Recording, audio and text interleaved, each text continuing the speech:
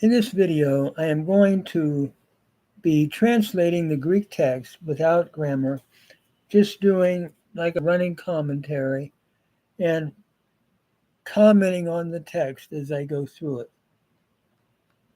I'm beginning at Hebrews 1:1 concerning the introduction to this great book in the New Testament.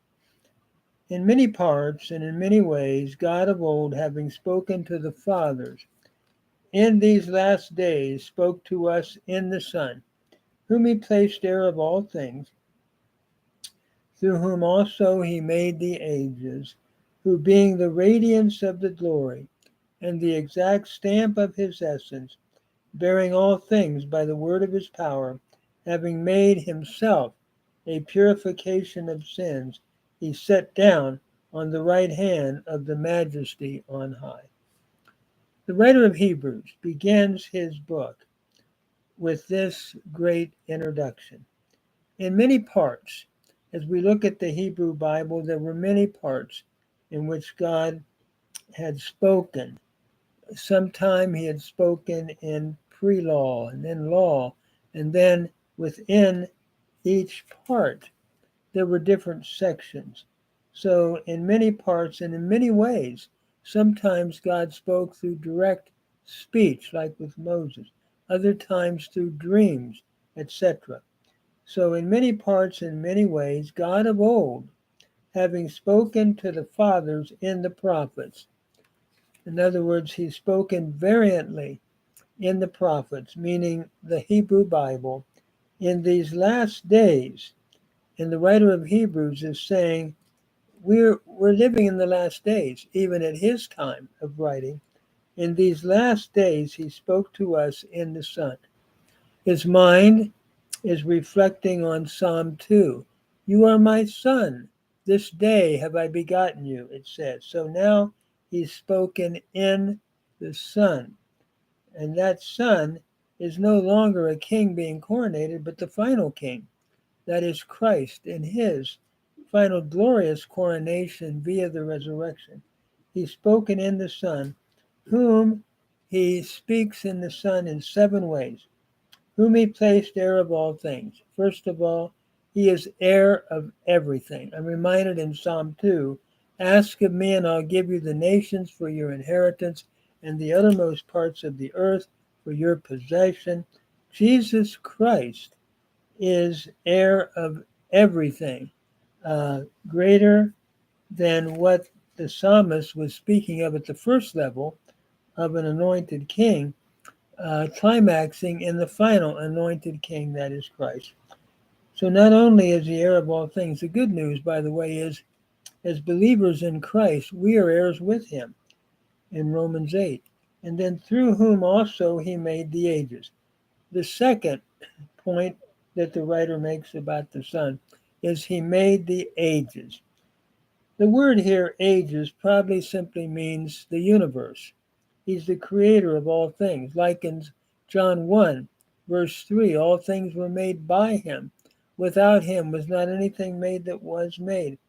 So he's the agent of all creation, of all the galaxies, of all the large parts of creation and the small parts as well.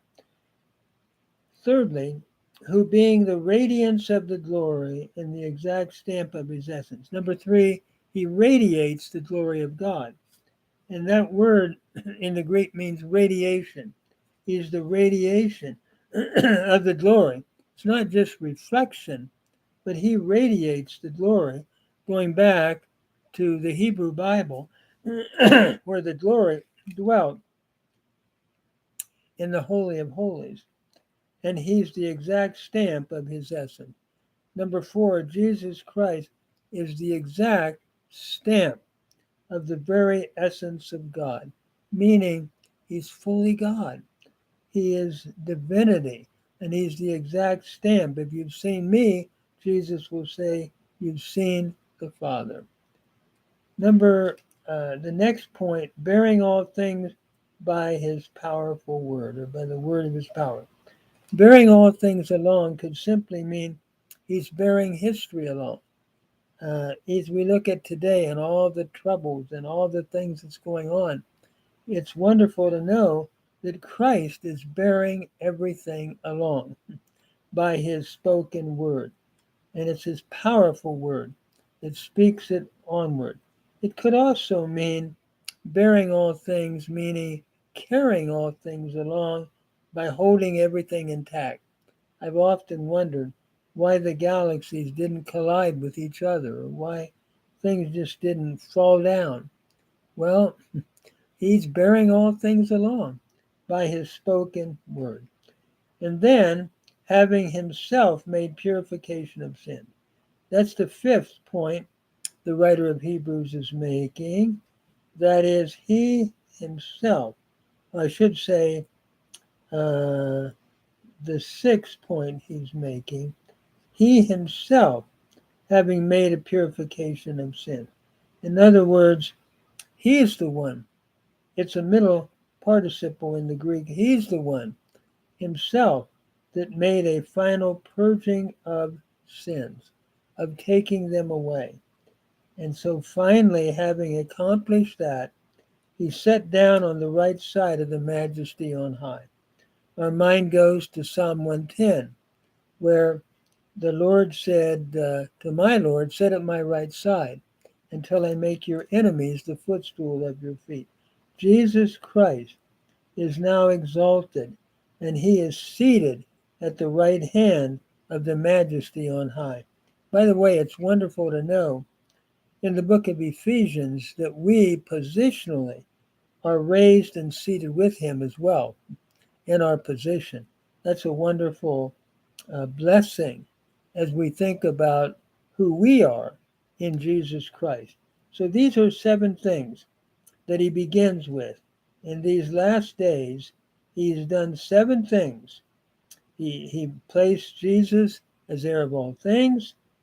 He made the universe. He radiates the very glory of God. He's the exact stamp of his full divinity, of his essence.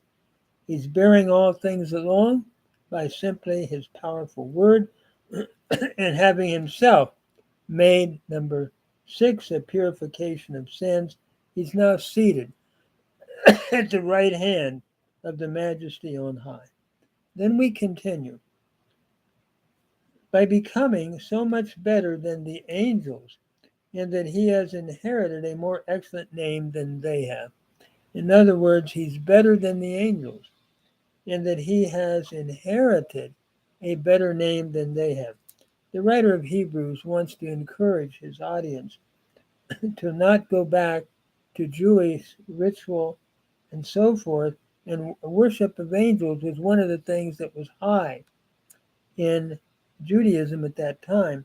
And he's wanting to encourage them, no, go on with Christ. For to which of the angels did he ever say, you are my son, this day have I begotten you? Notice here he's quoting from Psalm 2, verse 7, and he's quoting a text that has a messianic application. I would say a double fulfillment, the coronation of an Israeli king, but that is also pointing to the coronation of the final king, that is Jesus.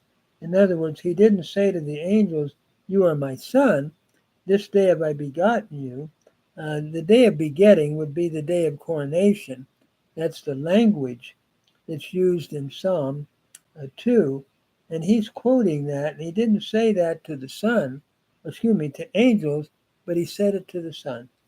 Secondly, and again, I will be a father to him, and he will be a son to me.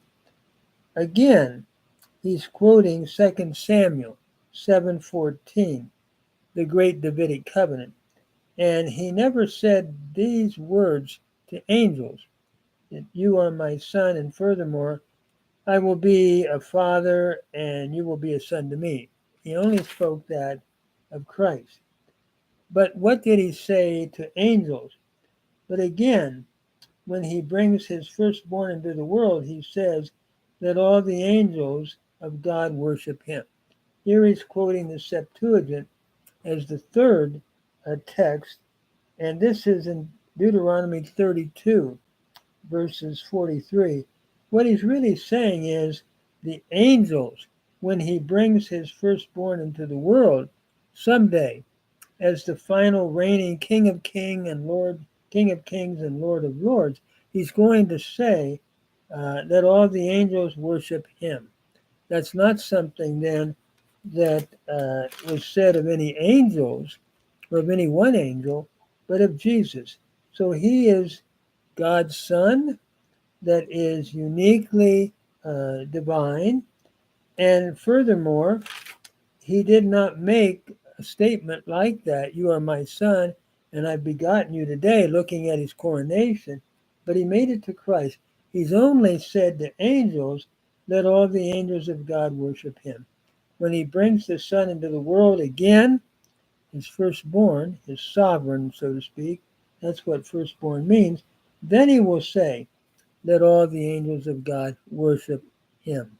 So he's greater than angels, and he's now going to continue that argument in chapter 1, showing the superiority of Christ over angels. Let us adore him. Let us exalt him. Let us make him the master of our lives, and let him speak into our lives every day.